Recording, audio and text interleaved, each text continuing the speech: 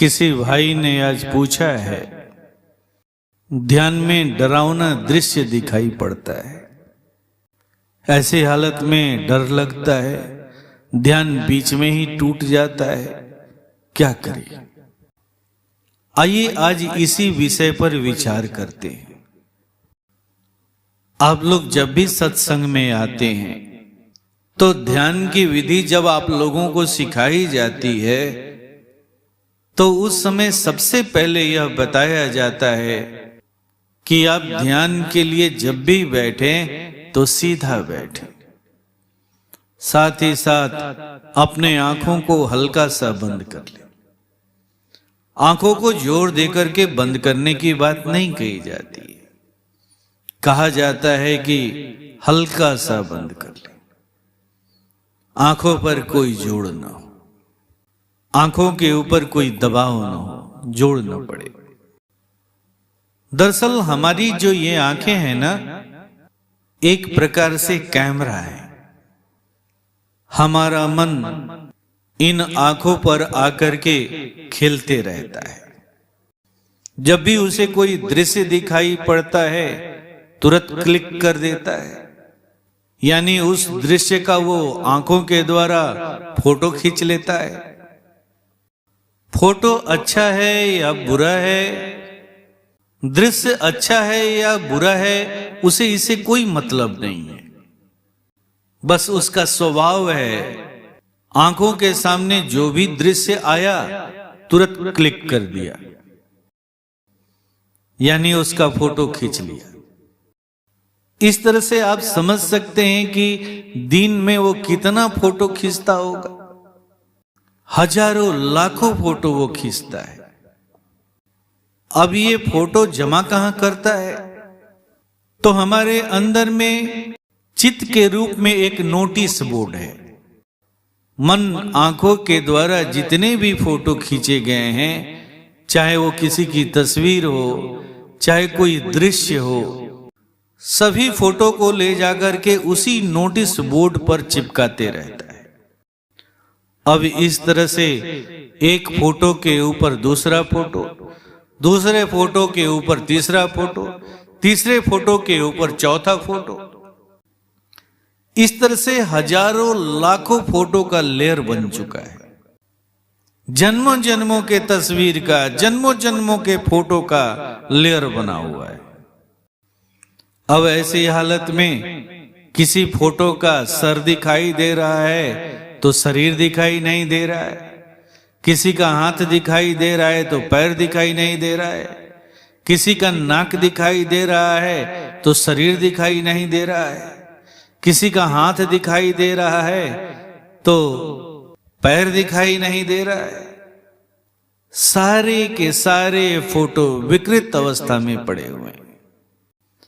कोई भी दृश्य, कोई भी फोटो अपना सही परिचय नहीं दे रहा है। जब साधक ध्यान के लिए बैठता है तो शुरू में ही उसे आंखें बंद करने के लिए कह दिया जाता है। जब वो आंखें बंद कर लेता है तो मन का आंखों पर आकर के खिलवाड़ करना बंद हो जाता है। ऐसी हालत में मन चित्त पर जा पहुंचता है।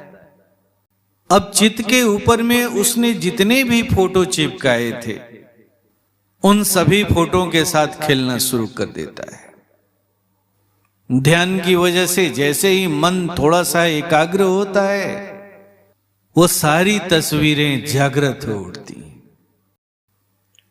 अब ऐसी हालत में किसी का सर दिखाई दे रहा है तो पैर दिखाई नहीं दे रहा है, किसी का शरीर दिखाई दे रहा है तो सर दिखाई नहीं दे रहा है, कभी मंदिर दिखाई दे रहा है तो कभी श्मशान घाट दिखाई दे रहा है, कभी वो देख रहा है कि मैं दिल्ली में हूं तो कभी देख रहा है कि मैं क्षण भर के बाद ही अपने गांव पर हूं। सारे दृश्य इस तरह से आ रहे हैं, जा रहे हैं कि बात कुछ समझ में नहीं आ रही है। कई बार कोई भयानक आकृति भी आ जाती है।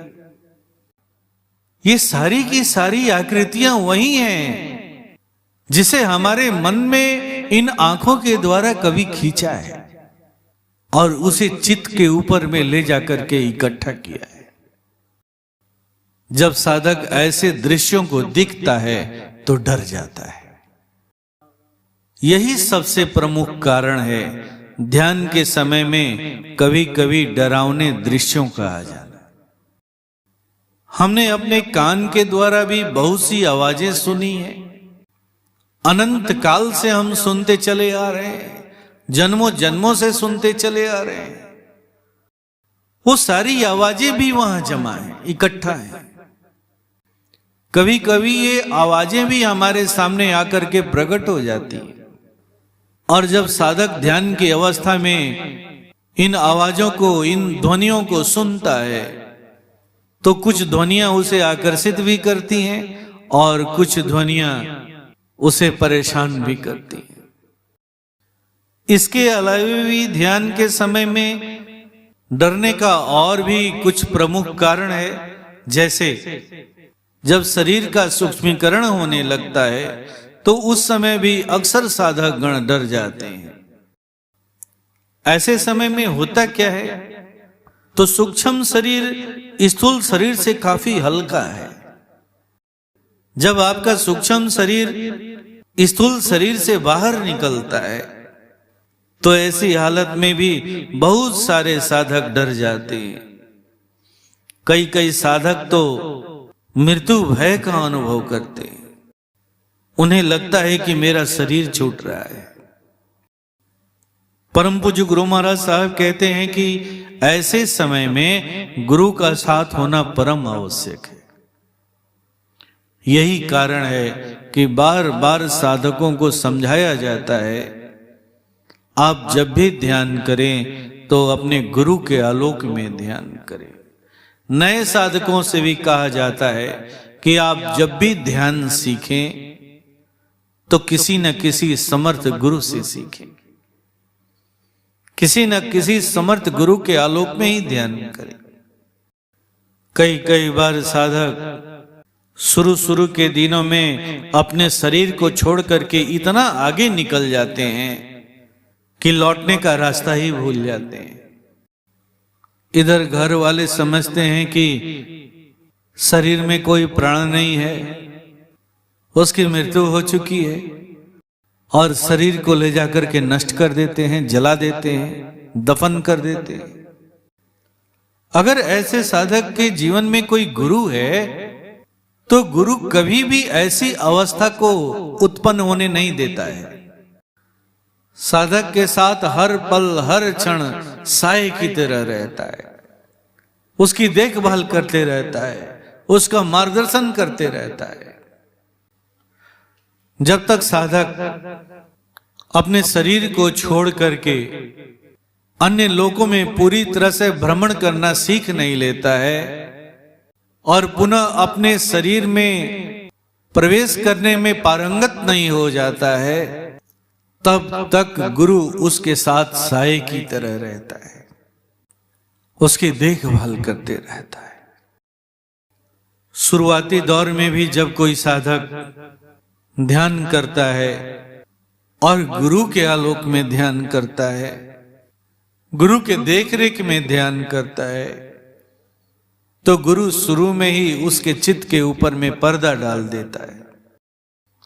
अब मन बेचारा क्या करेगा? मन के पास आंखों के ऊपर जाकर के खेलने के लिए कोई जगह नहीं है, आंखें बंद हैं और इधर चित्त के ऊपर भी पर्दा डाल दिया गया है। ऐसी हालत में मन थक करके शांत हो जाता है, स्थिर हो जाता है।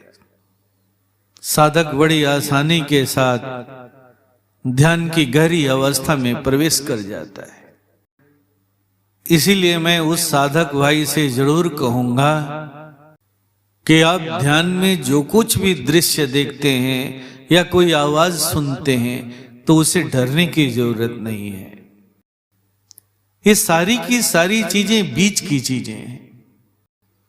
जैसे जैसे ध्यान आपका उन्नत होते जाएगा, ध्यान गहराते जाएगा, ये सारी चीजें समाप्त होती चली जाएंगी। आपके ध्यान का जो परम लक्ष्य है वो है गहन शांति, निःशब्द शांति। एक दिन आपका प्रयास आपको यहां तक पहुंचा देगा। विशेष स्थिति में मैं यही कहूंगा कि आप अपने गुरु से प्रार्थना जरूर करें, अपने गुरु पर भरोसा रखें, अपने गुरु पर विश्वास रखें। हमेशा गुरु के आलोक में ही ध्यान करने का प्रयास करें। गुरु का जब साथ होगा तो ध्यान आपका कभी भी गलत दिशा में नहीं जाएगा। आप ऐसा हमेशा विश्वास रखें, भरोसा रखें।